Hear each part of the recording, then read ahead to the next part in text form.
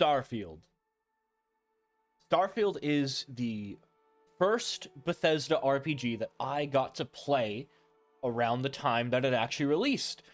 Skyrim I played in 2017 when the Switch version came out. Fallout 4 I played this year for the first time. New Vegas I played in 2018, I think, and like all the other ones somewhere in that time range as well. But Starfield was the big one for me. Starfield was the first RPG I would play on release, which was a big deal for me. I never got that chance as a child, so I was excited. Starfield was hyped up like nothing else. Starfield was supposed to be their first big IP. It was supposed to be the biggest world they had made so far. And in a year of such great games, which I'm sure you've heard that said a million times before, Starfield was one of the few outliers in this scenario. Instead of reaching the RPG heights of Baldur's Gate, or the surprisingly complex exploration of Zelda Tears of the Kingdom, that one really, for a game that uses the same world, I'm surprised how hard it went. But unfortunately, it feels like Starfield was one of the few that did not meet expectations. Of course, we had some stinkers, but those are mostly like Redfall, which we knew was bad, or the Kong game, which we knew was also bad. So Starfield was the really big one. Starfield was the one that had people excited that fell through. And why? I mean, is it worth playing at all? I am a sucker. I am a sucker for Bethesda. Listen. I have so many games that I have played, but in these past 4 months, I have basically been a Bethesda diehard. And jumping into Starfield has been a very interesting experience after playing through all of their older games. Like, I just beat Oblivion a couple months ago, Fallout 4 a couple months ago. I have been playing Skyrim basically throughout this entire year on and off. I beat it earlier in the year, and now I'm playing the DLC. I just played Dawnguard yesterday. Subscribe. I always forget to say this, but subscribe. There's a lot for me to compare it to, and there's a lot for me to talk about, because Starfield is so interesting. So where do we start? Of course, we know what makes Bethesda games, and those are the quests. And so far, my experience has been a little up and down. We all kind of know that Bethesda RPGs, the main story is not great, and it's really not great in this one. It's definitely one of the weaker ones. I find that their Fallout stories tend to be actually quite interesting. 3 and 4 had something to say, I would say, even though they had their own issues. I quite liked Oblivion's story, actually. But I didn't like Skyrim's, and I'm not really big on Starfield. I think it is a little better, Skyrim, because it actually, like, the ending has a very big impact that affects basically every run you play afterwards. And I feel like the characters you encounter throughout Starfield are much more interesting than in Skyrim. For example, the blades in Skyrim, I cannot tell you anything about them. But something like, to keep it as spoiler-free as I can keep it, something like the Hunter or the Emissary, which I just won't give you context to, they were much more interesting to me and played a much more active role in the story, so I liked them a lot more. Things like Alduin in Skyrim still, of course, is very, like, he's iconic. Of course, you know Alduin, but it's not on the same level of understanding, because Alduin's just a big fucking dragon, while these characters in Starfield, I feel like, actually have something about them. They have philosophy. They have ideas. They have principles that they uphold, which is something that really makes a character efficient to me. The main story was alright overall. It really didn't explore as much as I hoped it would, or get as interesting as I hoped it would.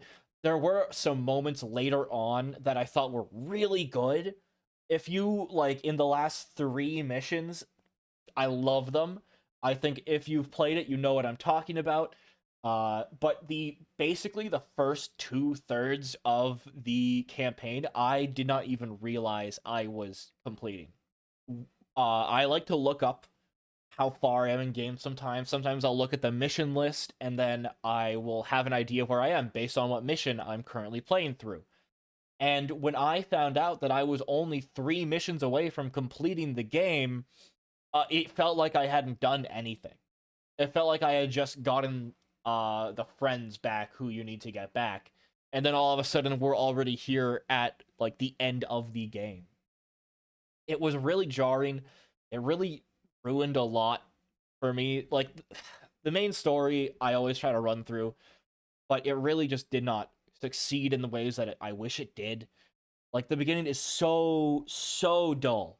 It's so dull. It literally feels like a miscellaneous mission in Skyrim or a side quest. Not even a side quest. The side quests are decent actually. I actually like some of the side quests. There is this one mission in the game where you find a random vessel and you try to basically figure out what is going on. It's sort of just floating dead surrounding a planet, and the people underneath are very concerned about it. So you go check it out. And it has actually one of a decently interesting plot to it. It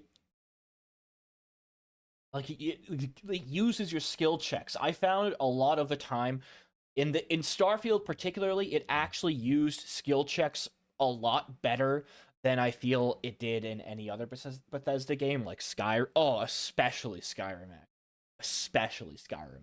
Not just anyone is allowed inside. Those wishing to enter must show some degree of skill with magic. A small test, if you will.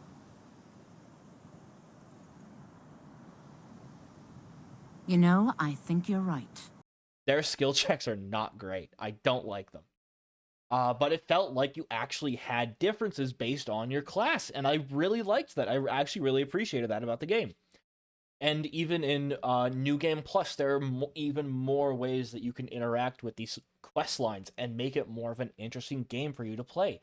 And I really appreciate that about it. I think that there's so much content actually in this game, it's just kind of hard to find sometimes. The gunplay I found to be wishy-washy. There are some good guns. I do quite enjoy the modding aspect of it. I love modding in Fallout 76. I am okay with modding in Fallout 4. And I think that what they've done here is pretty good. I haven't gone in as in-depth as I would like to with the gunplay, with the gun modding in particular, and the armor modding and whatever else there is.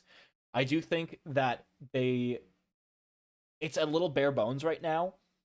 Especially particularly with the skins aspect of it.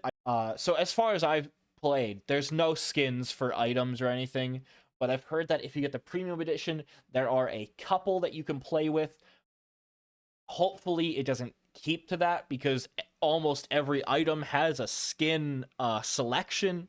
So hopefully there's something that actually goes on there that affects the game. Maybe it's a setup for mods later on, so that modders can have an easier time modifying weapons or whatever. Whatever it is, I just hope that they eventually do something with it. Like, I feel like a lot of the problems with this game is that they tried to make it not a live service game, but they wanted to update it consistently and add more features into it. And even with their recent post about what they're adding next year into the game, they're adding more ways to move around. They're probably adding vehicles. And it just feels like they took a lot of mechanics that would be really good in this game, and I either delayed them or weren't finished with them, and they just kind of plopped out whatever they had in when the game came out in September. And that's really, really annoying, because I want to play a game at its best. I want to be able to enjoy the game at its best, and it's really not. Starfield is not as good as it can be, and it's not as good as, and Bethesda knows this. They're going to make the game good. But right now it's not in a great state, unfortunately. And it really upsets me because I don't want to have to wait 7 years to play a game that's good. I don't want to have like I have to before. Like what I've had to do.